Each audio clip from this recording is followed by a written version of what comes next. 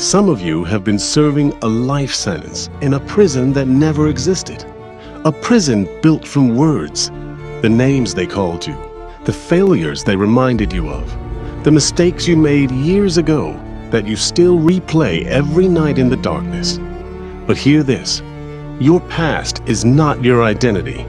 Their opinion is not your destiny. And your worst day is not your life story. The chains were never around your wrists. They were around your mind. Today, break them. Walk away from the guilt. Walk away from the fear. Walk away from the voices that told you that you were not enough. God did not create you to crawl through life carrying yesterday on your back. He created you to soar like an eagle above the storm. The sentence is over. The prison door is open. Step into the light.